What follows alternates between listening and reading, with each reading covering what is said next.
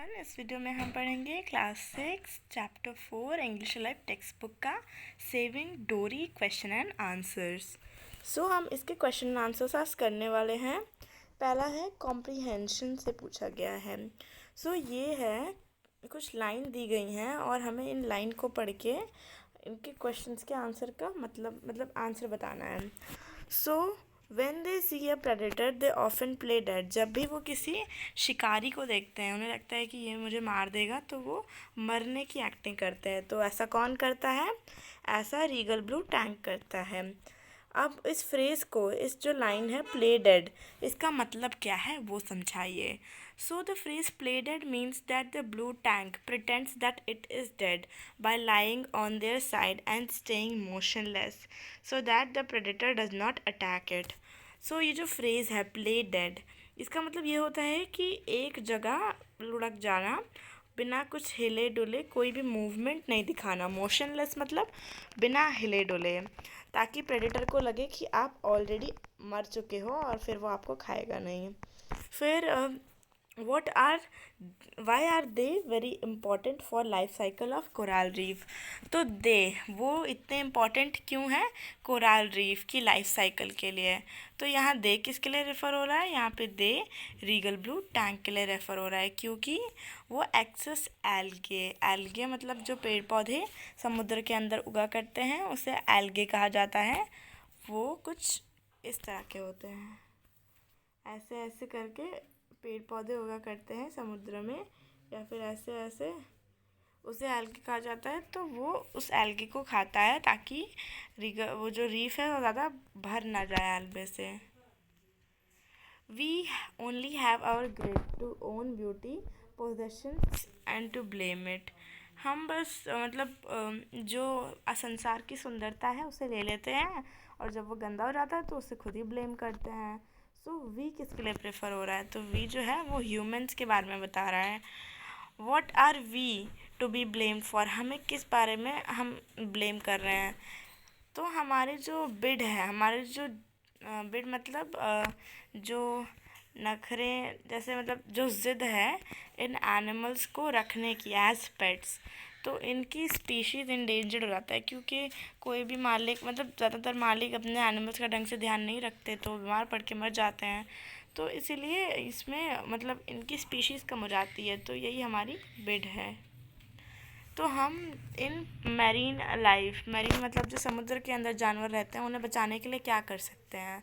तो अगर हम इनसे प्यार से व्यवहार करें और साथ में रहें इनके, बिना इन्हें नुकसान पहुंचाए, तो हम इन्हें बचा सकते हैं।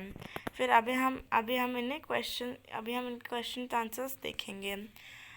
What was the animation film Finding Nemo about? जो एनिमेशन एक फिल्म बनी थी फाइंडिंग नीमो, वो किस बारे में थी? Finding Nemo follows the journey of Marlin, a clownfish and Dory, a regal blue tang, all way to Sydney Harbour. तो ये जो एनिमेशन फिल्म थी ये डोरी को ढूंढने के लिए, मतलब एक मार्लिन, एक क्लॉनफिश थी और डोरी एक रीगल ब्लू टैंक थी। और क्लाउनफिश होता है, ये होता है क्लाउनफिश। तो वो एक क्लाउनफिश थी और डोरी एक रीगल ब्लू टैंक थी। All way to Sydney Harbour, वो सिडनी हार्बर में थे और अपने मार्लिन के बेटे, मार्लिन एक क्लाउनफिश थी और मार्लिन के बेटे नीमो थी। तो बेटा नीमो था, तो उसे बचाने के लिए उसे बचाने के लिए वो जाते हैं, जो कि चुरा लिया जाता है। कौन चुराता है उसे? डेंटिस्ट की नीस, मतलब भतीजी, डेंटिस्ट की भतीजी चुरा लेती है उसे। और what unforeseen negative effect this film had? तो मतलब फिल्म का क्या बुरे इफेक्ट पड़ी फिल्म पे लोगों का? तो finding Nemo had a sad and ironic effect. Ironic मतलब होता है उल्टा इफेक्ट। उन्होंने ये मूवी बनाई थी ताकि लोगों को समझ आए कि हमें फ़िश को नहीं रखना चाहिए एज अ पेट, क्योंकि वो जल्दी मर जाती है, तो फिर इससे प्रॉब्लम होने लगती है। इस मूवी को देखने के बाद लोगों में और इंटरेस्ट जगने लगा और वो इस क्लाउनफिश को और ख़रीदने लगे। और इसकी स्पीशीज़ विलुप्त होने लगी क्योंकि लोग इसका ढंग से ध्यान नहीं रखा करते थे। और जो नेशनल जियोग्राफिक है उसने भी बताया कि इस मूवी को देखने के बाद जो क्लाउन फिश थी वो बहुत सारी ले जाया जा रही थी, बहुत सारी डिमांड में आ रही थी और ट्रिपल हो गई थी। मतलब जितना वो बिकती थी उससे 3 गुना ज़्यादा वो फिश बिकने लगी उस फिल्म को देखने के बाद। तो जो सिम्बायोटिक रिलेशनशिप होता है जो कि क्लाउनफिश और एनामोन्स के बीच में होता है उसे हमें एक्सप्लेन करना है। तो the Clownfish have symbiotic relationship with sea anemone as marine predatory animal which looks like a beautiful flower। तो सी एनामोन एक बहुत सुंदर से फ्लावर की तरह दिखता है और वो दोनों symbiotic रिलेशनशिप में रहते हैं। वो एक दूसरे की मदद करते हैं, एक दूसरे को बचाते हैं। और जो क्लाउनफिश है वो सी एनामोन को नहलाती है और इन टर्न जो एनामोन होता है उसको एकदम शार्प रखता है, हार्पून लाइक। उसमें मतलब कांटे कांटे बनाए रखता है जो कि प्रे को डराने या फिर पकड़ने में मदद करते हैं।